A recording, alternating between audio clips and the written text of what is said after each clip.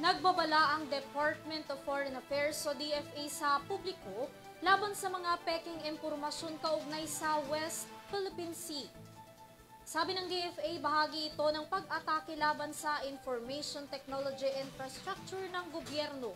Narito si Steph Marquez para sa detalye ng balita. Nagbabala ang Department of Foreign Affairs Secretary Enrique Manalo sa kumakalat na disinformation sa West Philippine Sea at pag-atake laban sa information technology infrastructure ng gobyerno. Saad ni Manalo, isa ang Pilipinas sa pinamumugaran ng mga maling impormasyon gawa ng pagmamanipula gamit ang teknolohiya.